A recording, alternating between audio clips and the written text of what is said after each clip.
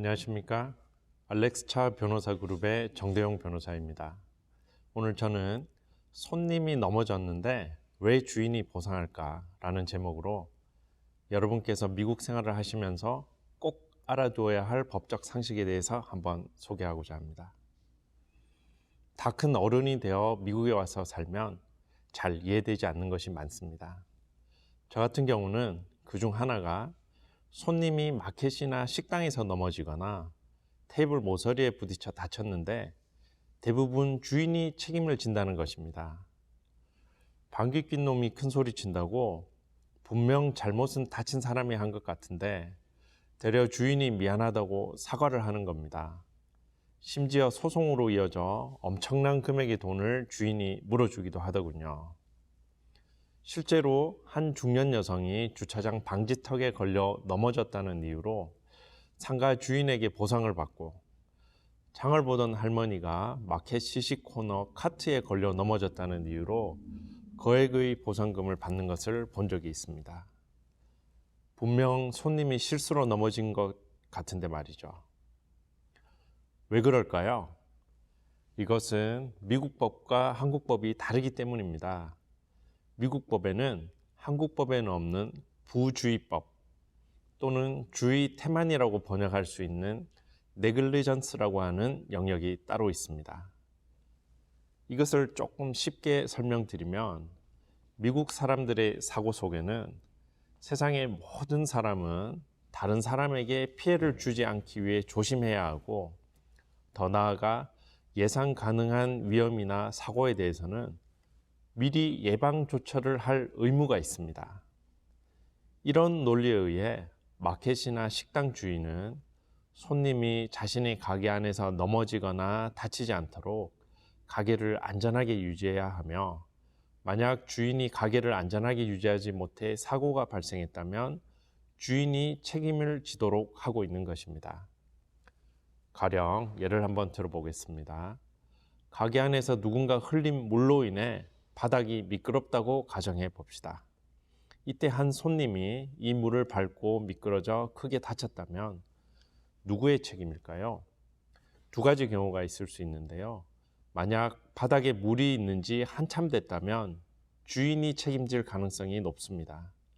왜냐하면 주인은 가게 안을 안전하게 유지해야 하므로 수시로 바닥이 미끄럽지는 않은지 확인해야 하기 때문입니다. 반대로 바닥에 물이 떨어진 지 얼마 되지 않았다면 주인이 책임지지 않을 가능성이 더 큽니다. 왜냐하면 바닥에 흘린 물을 주인이나 종업원이 그렇게 이른 시간에 발견하여 청소할 가능성은 작기 때문에 주인에게 책임을 묻지는 않는 것입니다. 어떻습니까? 꽤 상식적인 것 같지 않습니까? 다른 예를 한번 들어보겠습니다. 아파트 세입자가 계단에서 떨어졌을 때도 마찬가지입니다. 위에 말씀드린 논리에 따라서 아파트 주인은 계단에 난간을 제공할 의무가 있습니다. 왜냐하면 계단에 난간이 없으면 사람이 떨어질 수 있다는 것은 누구나 예상할 수 있기 때문에 주인에게는 계단을 안전하게 유지해야 하는 의무가 자신도 모르게 주어져 있는 것입니다. 그래서 계단에 난간이 없거나 또는 헐거워져서 제 기능을 하지 못할 경우 계단에서 사람이 떨어지면 주인이 피해자에게 손해를 배상해야 할 가능성이 그만큼 높아지는 것입니다.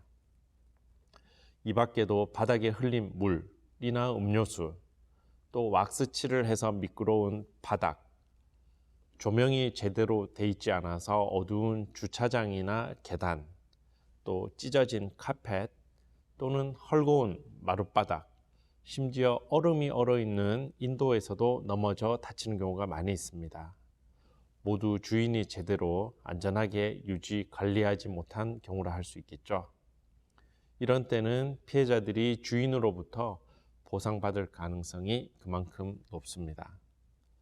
마지막으로 여러분께서 이런 사고를 당했을 때 어떻게 대처해야 하는지 살펴보고 강의를 마치도록 하겠습니다. 가장 먼저 병원을 찾아 제대로 된 치료를 받으시기 바랍니다. 많은 한인분들이 병원비를 걱정해서 무조건 괜찮다라고 하시는 경우가 많지만, 지금은 괜찮지만 언제 어떤 형태로 후유증이 나타날지 모릅니다.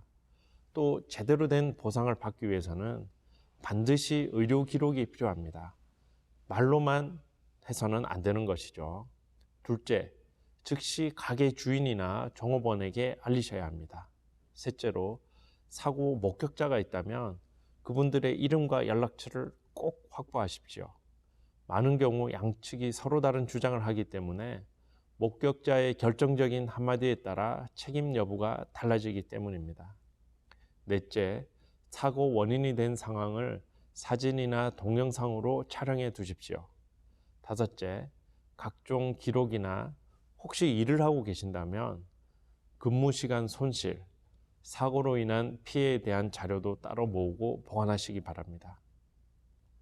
끝으로 피해에 대한 제대로 된 보상을 받기 위해 변호사의 도움을 받으시기 바랍니다. 보상금을 받는 과정은 그냥 주어지는 것이 아니라 주인이나 보험회사 측의 노련한 변호사들과 진실 공방을 벌이는 지루한 싸움입니다. 그렇기 때문에 해당 건축 규정이나 법규에 대한 충분한 지식을 가진 경험 많은 변호사의 도움을 받는 것이 꼭 필요하다고 하겠습니다. 오늘은 여기까지 살펴보고 다음에 더 유익한 내용으로 다시 찾아뵙도록 하겠습니다. 이상 법으로 돕는 남자 법조남 정대용 변호사였습니다. 감사합니다.